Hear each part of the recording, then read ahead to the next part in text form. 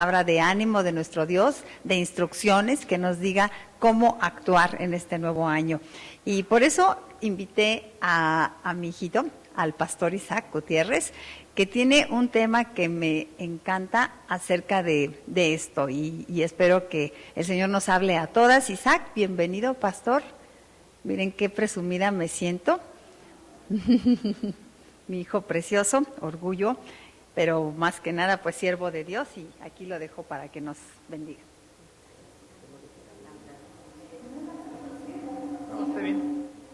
No, yo me uno a su costumbre. Vamos a orar, les invito a que oremos primero. Padre Santo, te damos gracias, bendito Dios, por este día y gracias porque nos das la bendición de estar aquí reunidos. Gracias porque nos permite, Señor, tener tu palabra, bendito Dios. Háblanos en esta mañana, muéstranos el mensaje que tienes para nosotros, bendito Padre. Todo esto te lo pedimos y te lo rogamos en el nombre de tu Hijo Jesucristo.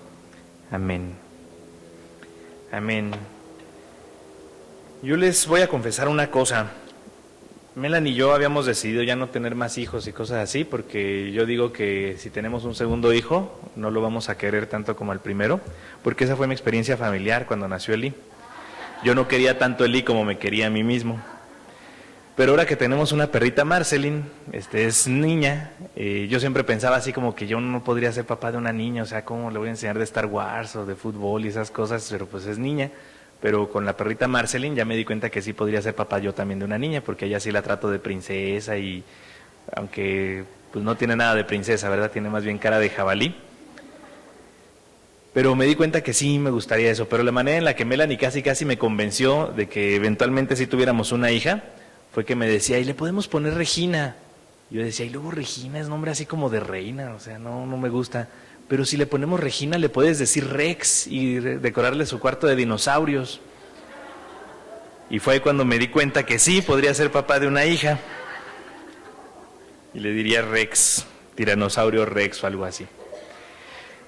Pero quiero decir esto porque pasa algo en el mundo de ahora, cuando se le habla a las mujeres de que se superen y de que expresen, que sean triunfadoras y que se esfuercen. En ocasiones casi lo que se les dice es que sean varoniles. Es decir, hay una idea en nuestro mundo de que, como es un mundo de hombres, las mujeres para triunfar tienen que ser varoniles, y entonces se desprecian algunos asuntos de la feminidad y se desprecian algunas circunstancias muy de mujer. De hecho, hay personas que luchan por los derechos de la mujer que menosprecian a las que son amas de casa, a las que eligieron ser mamás, a las que son maternales y cariñosas con su esposo, casi las menosprecian, como que no, estás mal, tú deberías de controlar a tu esposo y cosas así.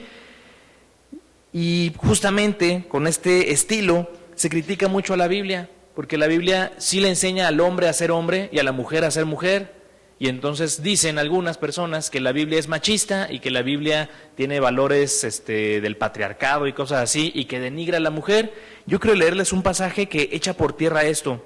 Es el primer escrito en la historia de la humanidad en donde se nos habla de una ley a favor de las mujeres y en donde se nos habla de un gobierno que reconocía a la mujer como propietaria de algo. Eso no pasó en el mundo hasta pasada la Edad Media. Ni siquiera en los griegos y los romanos, que se suponía que eran así como más avanzados, reconocían eso. Las mujeres no podían tener propiedades en el Imperio Romano, en el Imperio Griego. Fue hasta después de la Edad Media y en algunos lugares nada más, y es algo que se, generalizó ya más en el mundo apenas el siglo pasado y el siglo antepasado. Pero la primera vez que eso pasa es en la Biblia. Es un escrito de más o menos el año 1000 antes de Cristo. O sea, tiene más de 3000 años que la Biblia dijo estas cosas. Vamos a Números 27 y vamos a leer el versículo del 1 al 11. Números 27, versículos 1 al 11. Amén. Cuando lo tengan dicen amén. Dice así la palabra de Dios. Déjenme se los leo y ustedes me siguen con su vista. Dice así. Vinieron las hijas de Zelofejad, hijo de Jefer, hijo de Galaad, hijo de Maquir, hijo de Manasés, de las familias de Manasés, hijo de José, los nombres de las cuales eran Maala, Noa, Ogla, Milca y Tirsa. Y se presentaron delante de Moisés y delante del sacerdote Eleazar y delante de los príncipes y de toda la congregación a la puerta del tabernáculo de reunión, y dijeron: Nuestro padre murió en el desierto, y él no estuvo en la compañía de los que se juntaron contra Jehová en el grupo de Coré. sino que en su propio pecado murió y no tuvo hijos. ¿Por qué será quitado el nombre de nuestro padre de entre su familia por no haber tenido hijo? Danos heredad entre los hermanos de nuestro padre. Y Moisés llevó su causa delante de Jehová, y Jehová respondió a Moisés diciendo: Bien dicen las hijas de Zelofejad, les darás la posesión de una heredad entre los hermanos de su padre, y traspasarás la heredad de su padre a ellas. Y a los hijos de Israel hablarás diciendo: Cuando alguno muriere sin hijos, traspasaréis su herencia a su hija. Si no tuviere hija, daréis su herencia a sus hermanos. Si no tuviere hermanos, daréis su herencia a los hermanos de su padre. Y si su padre no tuviere hermanos, daréis su herencia a su pariente más cercano de su linaje. Y de esta será, y para los hijos de Israel esto será por estatuto de derecho, como Jehová mandó a Moisés. Amén. Que el Señor nos bendiga con su palabra. Estas muchachas hicieron algo extraordinario. El sermón de esta mañana se llama Herederas del Reino por decisión, porque estas muchachas nos dan ejemplo de haber decidido ser herederas en el reino, pero también de haber decidido hacer lo que les correspondía en medio del momento en el que estaban. Nos enseña varias cosas, pero primero quiero que hablemos un poquito del contexto, de que entendamos quiénes eran estas muchachas. Nos dice nada más quién era su padre, y nos dice que su padre no fue de los que se rebelaron contra Moisés. Hubo un momento en el que el pueblo hebreo, cuando estuvieron los 40 años en el desierto, hubo unos que se rebelaron, y entonces Dios los castigó abriendo la tierra y se los tragó, como quien dice. Y además, los que no habían querido entrar a la tierra prometida, Dios les dijo que no iban a entrar, sino que sus hijos iban a entrar, y por eso pasaron 40 años en el desierto. Así que este Zelofejad pertenecía, digámoslo así, a una generación equivocada, a una mentalidad que estaba mal, que no quería la tierra prometida. Podemos decir que lo que hizo Dios con ellos fue sabio y correcto. Tenían una mentalidad todavía de esclavos, esos que salieron de Egipto. Es decir, se sentían esclavos, tenían mala autoestima, y iba a ser difícil que ellos se enfrentaran a ejércitos bien organizados con esa mentalidad. Entonces Dios, digamos que hizo algo con el pueblo, transformó su mentalidad. 40 años de estarles diciendo, van a conquistar la tierra prometida, van a conquistar, pues se la creyeron los hijos de esa generación antigua. Zelofejad pertenecía a eso, a una mentalidad antigua, retrógrada, pero sobre todo a una mentalidad que no conocía plenamente a Dios. No tenían todo el conocimiento de Dios que tuvieron la siguiente generación. Y justamente por eso es que no había sido transformada su mente. Por lo que nos dice, podemos reconocer o podemos entender que estas muchachas seguramente eran jóvenes que no se habían casado todavía, o posiblemente habían enviudado. Es decir, el hecho de que siguieran siendo reconocidas como de la familia de su padre significaba que no se habían casado, porque regularmente cuando una mujer se casaba pertenecía a la familia de su esposo, así que ellas hubieran estado con su esposo y su esposo habría ido a conquistar la parte de la tierra prometida que le correspondía. Esto nos hace entender entonces que ellas eran solteras, lo más seguro. Posiblemente alguna a lo mejor había enviudado o algo así y se había regresado con su familia en lugar de haberse quedado con la familia de su esposo. Ya ven luego cómo son los pleitos con la suegra y cosas así, mejor se regresó a su casa. Pero esta es la cosa, no tenían un esposo, y eso en el contexto en el que ellas estaban significaba una desposesión bárbara. Es decir, no tenían derechos, no tenían, ¿cómo decirlo así?, lugar en el pueblo de Dios, menos si su padre, digamos, había muerto.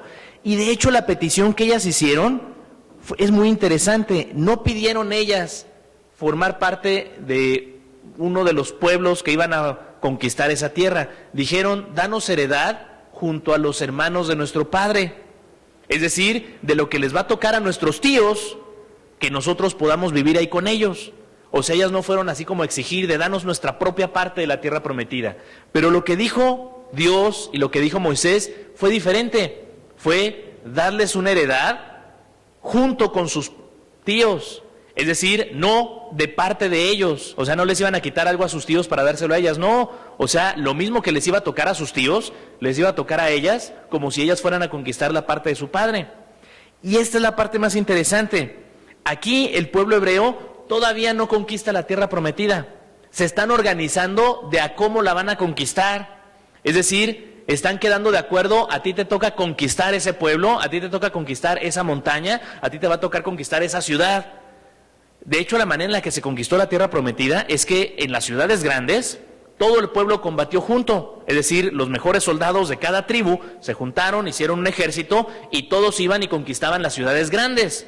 Pero cuando ya las ciudades grandes habían sido conquistadas, el resto de la tierra prometida, todavía había tribus, había granjas, había algunos otros pueblos ahí, de los pueblos paganos que leemos en Génesis, que Dios mismo dijo que los iba a juzgar, que todavía su maldad no había llegado al colmo y por eso todavía no los juzgaba, pero que en este momento de la conquista ya su maldad había llegado al colmo, y entonces cada tribu se dividió un lugar y les tocaba ir y conquistar ese lugar. O sea, la repartición no fue así como que a ti te toca esta tierra, vete y comienza a construir tu casa, sino a ti te toca este lado, ve y saca a los que están ahí, y ya después empiezas a construir tu casa, tu granja y lo que quieras. O sea, lo que pidieron estas muchachas era, danos un pedazo de lo que van a conquistar nuestros tíos. Y lo que Dios les dijo es, a ustedes les toca conquistar este pedazo. ¿Me explico? Esto es lo interesante de esta petición. Y nos enseña varias cosas. En primer lugar, para ser herederas del reino, en primer lugar, hace falta conocer al dueño, es decir, a Dios. Hace falta conocer cómo es Él. Hace falta estar cercanos a Él de tal manera que nos queda claro quién es Él y por lo tanto nos queda claro qué clase de cosas quiere de nosotros y qué clase de cosas quiere para nosotros.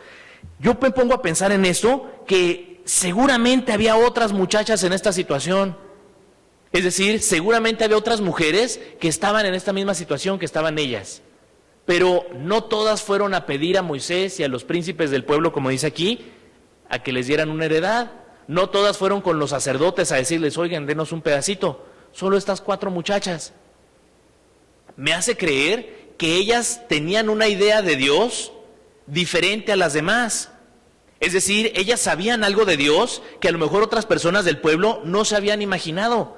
Ellas sabían que Dios quería que ellas tuvieran una parte. Sabía que Dios quería bendición para ellas. Y sabían que Dios es justo y que no iba a permitir que el nombre de su padre se acabara nomás porque no tuvo hijos. Otras personas del pueblo tal vez sí tenían esa idea.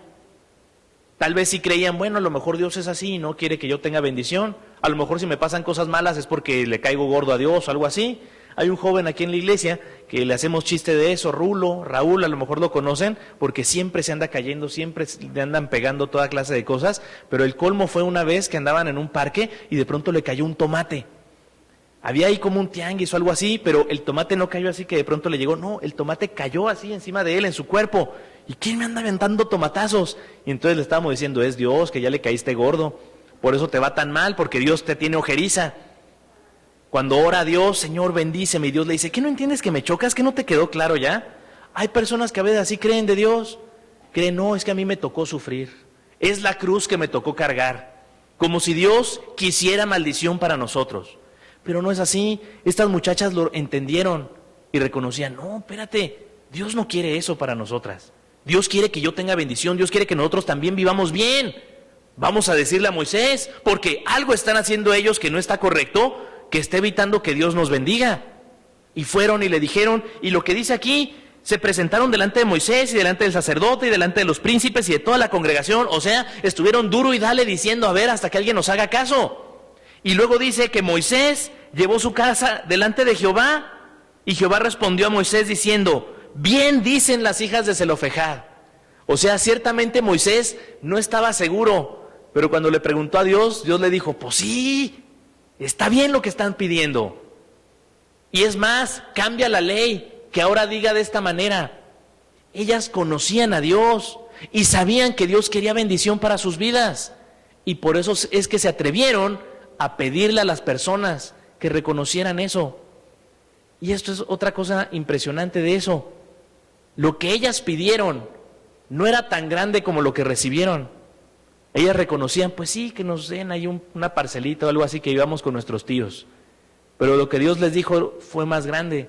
Fue, está bien, ustedes me piden eso, pero yo les voy a dar lo que yo quiero darles. Quiero darles una parte en el pueblo. Quiero que el nombre de su padre, y entendamos por esto apellido, permanezca por causa de ustedes. Esto es lo interesante de esto. Ellas conocían a Dios y aún así Dios las sorprendió todavía más.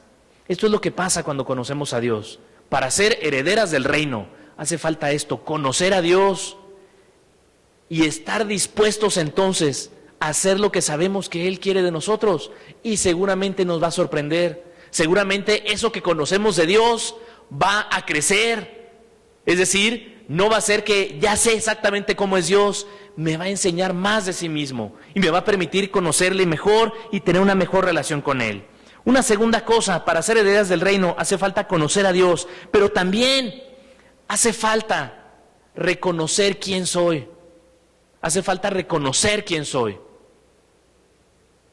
Aquí ellas dijeron, nuestro padre murió por su propio pecado. No se pusieron a decir, no, es que nuestro padre era tan bueno o algo así. No, reconocieron que había también error en su padre. Es más, seguramente a lo que se refieren con esto de que murió por su propio pecado, se refieren específicamente a la situación de no haber querido entrar a la tierra prometida. Cuando los espías fueron por primera vez, que mandaron Josué, Caleb y otros 10, Josué y Caleb dijeron, vamos a conquistarla. Y los otros 10 dijeron, no, está muy difícil. Y lo pusieron a votación, intentaron ser bautistas y ahí se dieron cuenta que no servía de mucho en ese momento. Y votaron y dijeron, no entramos. Zelofejad fue uno de esos que votó y dijo, no quiero entrar. Así que ellas reconocían que había maldad en su padre, reconocían de dónde venían. Cuando nos acercamos a Cristo, hace falta reconocer de dónde venimos. Hace falta reconocer nuestros errores, nuestros problemas, nuestros traumas incluso.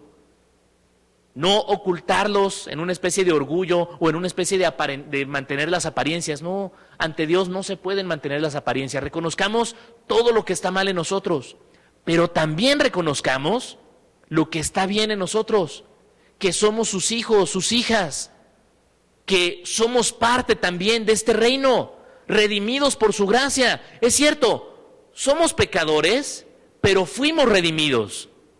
Quedarnos con esa idea de que soy pecador, estoy limitado, tengo un montón de problemas y cosas así, nunca nos lleva a nada bueno. Es el inicio de algo. Reconocernos pecadores es el inicio de reconocernos también redimidos por gracia. Porque un ser humano no puede permanecer como pecador ante la gracia de Dios. Tiene que, una de dos, o ser juzgado y destruido por su poder, o ser redimido por su amor y su gracia. Porque el pecado no puede permanecer ante Dios. Así que si nos reconocemos pecadores, pero estamos aquí, también debemos de reconocernos que Él nos perdonó, que Él nos redimió y que por lo tanto quiere traer solución y quiere traer victoria en medio de cualquiera de estas cosas que podamos reconocer respecto a nosotros mismos.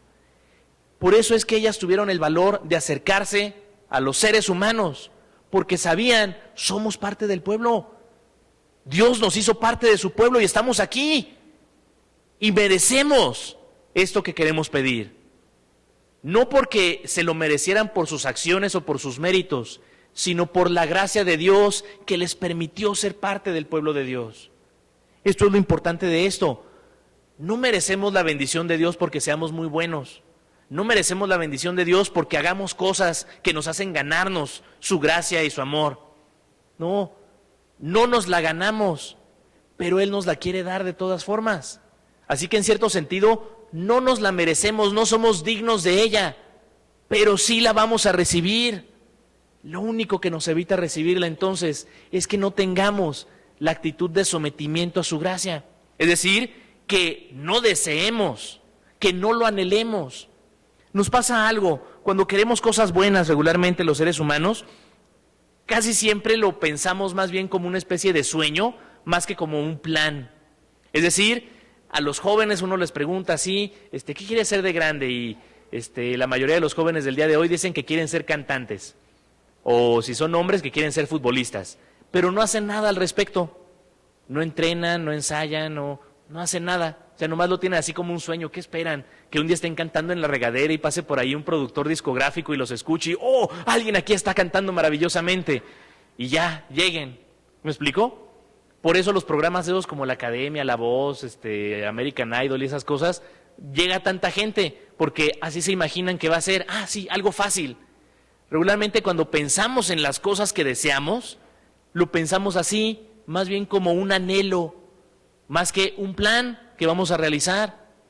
Yo estoy seguro que había otras personas en el pueblo que anhelaban lo mismo que ellas, que estaban en una situación similar y que lo deseaban, pero que no hicieron nada al respecto, porque su anhelo no les llevaba a actuar y acudir a la gracia de Dios.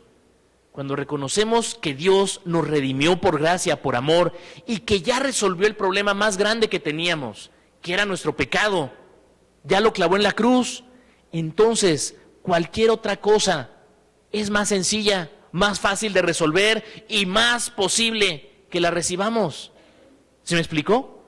Por eso acudamos a Él y a su gracia, sabiendo que somos sus hijos, sus hijas. Sí, somos pecadores y sí, tenemos problemas y traumas y nos vamos a equivocar, pero eso no hace que dejemos de ser sus hijos, sus hijas, y que podamos acudir a Él. Así que, para ser herederas del reino, hace falta reconocer quién somos.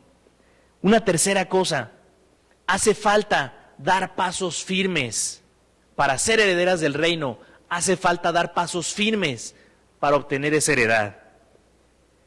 Hicieron lo que tenían que hacer y ya lo dije hace ratito, no fue así como que fueron con Moisés y al rato y ya dejaron de hacerlo. No, dice, fueron con Moisés y con Eleazar y con los sacerdotes y con los príncipes y con toda la congregación. O sea, fueron con uno, con otro y hasta con los que no tenían vela en el entierro. ¿Me explico? A fin de conseguir que esto se resolviera.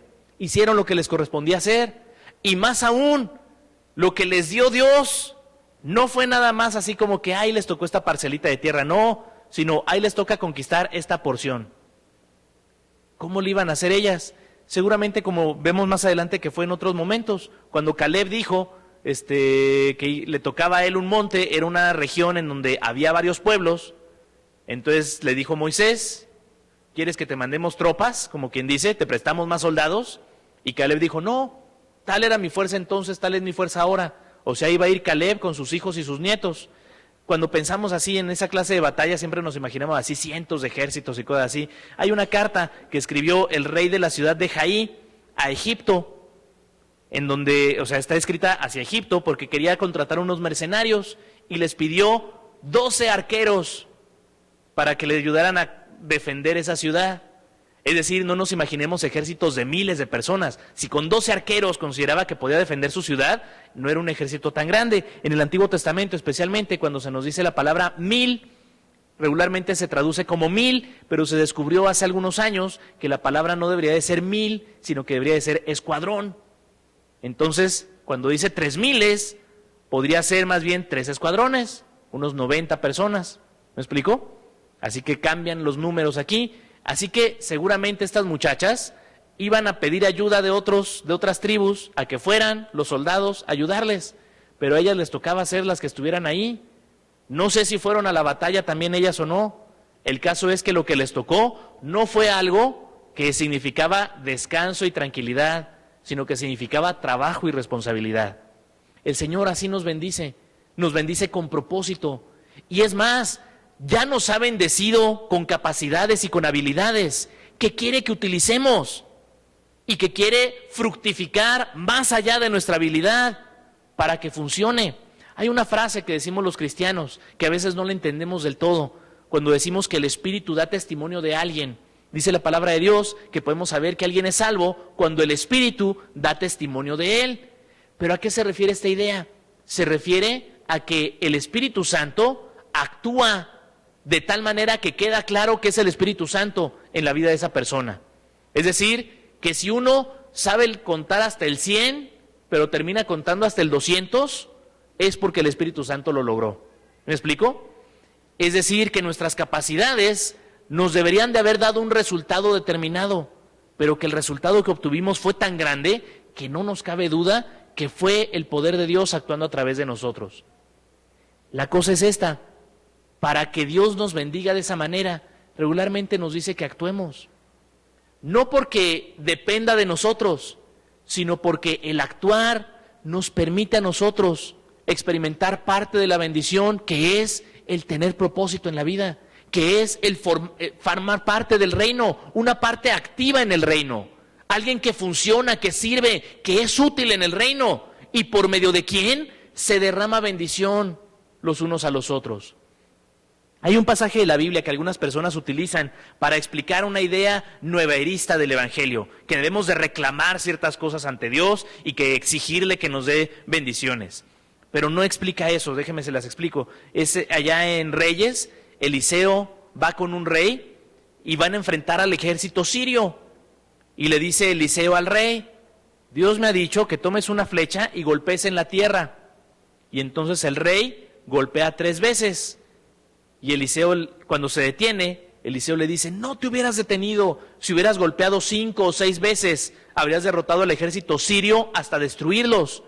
Pero como solamente golpeaste 3 veces, solo 3 veces los derrotarás y después caerás. Algunos dicen: entonces ven, hay que reclamarle a Dios, pero la cosa no es esa. Yo creo que no nada más fue las veces que le pegó, sino la actitud, el corazón que tenía para pegarle, la fe que tenía puesta en Dios.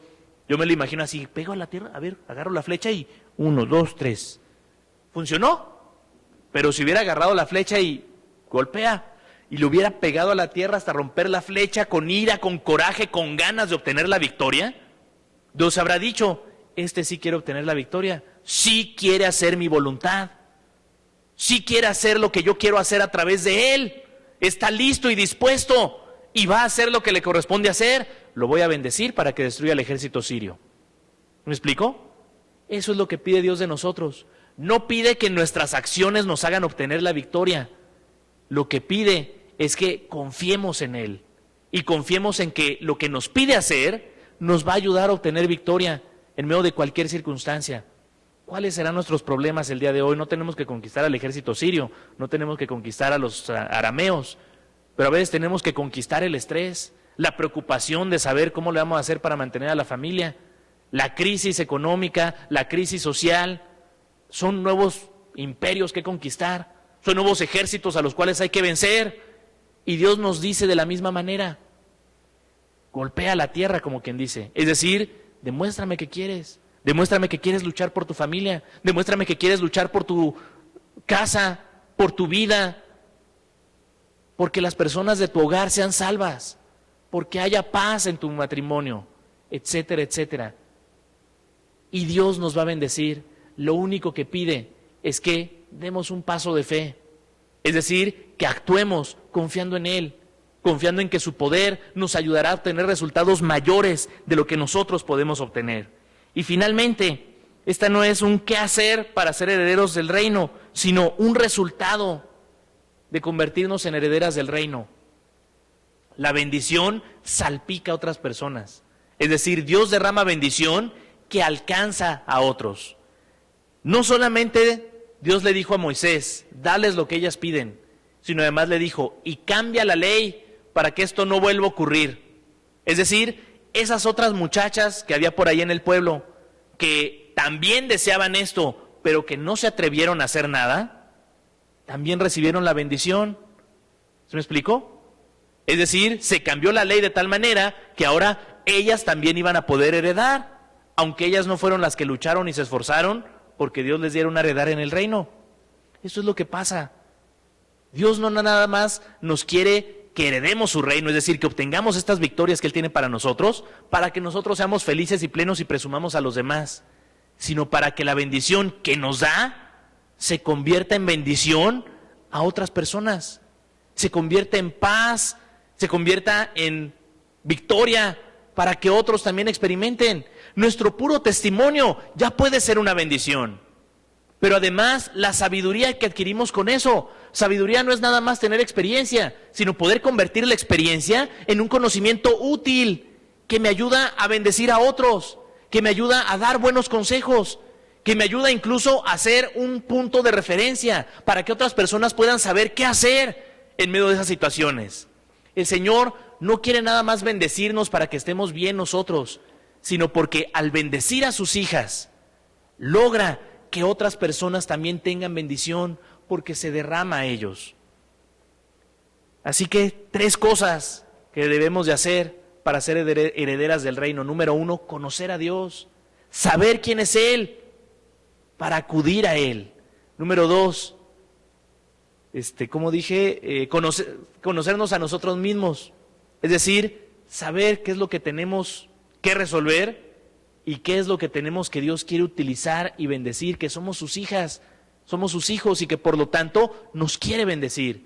Y finalmente, dar pasos firmes. Es decir, confiar en Él y actuar con fe y esperanza en Él. Y esto nos dará este resultado, que vamos a ser de bendición, vamos a recibir bendición, pero más aún vamos a ser de bendición para otras personas. Vamos a orar y vamos a pedirle a Dios que nos bendiga a través de su palabra. Padre Santo, te damos gracias, Dios mío, por esta bendición que nos das de escuchar esta palabra que tú nos has dado, bendito Dios. Gracias, porque tienes mensajes extraordinarios para nosotros, Señor, y te pedimos que nos bendigas, Padre Santo, que nos permita, Señor, ser herederos de tu reino, bendito Dios, es decir, obtener victoria en medio de las circunstancias difíciles a nuestro alrededor, mi Dios, de tal manera que por tu gracia y por tu poder, Señor, salgamos adelante, mi Dios, y podamos ser de bendición a otros. Sigan orando y si quieres decirle estas cosas a Dios, te invito a que se lo digas ahí en tu lugar. Si quieres levantar tu mano para que yo pueda orar por ti, está bien, pero díselo ahí al Señor. Dios les bendiga, hermanas, Dios te bendiga. Dios les bendiga a todos los que están, Dios te bendiga. Dios les bendiga, hermanos, vamos a orar, vamos a pedirle a Dios que nos bendiga de esta manera. Padre Santo, gracias, Dios mío, gracias porque nos das esta bendición. Queremos, Señor, acudir a ti, bendito Dios, sabiendo que tú quieres bendecirnos, sabiendo que tú quieres darnos victoria, Señor, sabiendo que lo que tú quieres darnos es plenitud, no porque nos la merezcamos, Señor, sino porque tú eres amoroso y grandioso, Señor, y quieres hacer esto por nosotros, bendito Padre. Somos tus hijos, somos tus hijas, Señor. Queremos, bendito Dios, obtener esta bendición y ser de bendición a otros, Señor, que se derrame en nuestro hogar, en nuestra familia y a todas las personas que están a nuestro alrededor, Padre Santo. Todo eso te lo pedimos y agradecemos en el nombre bendito de Jesucristo, tu Hijo. Amén.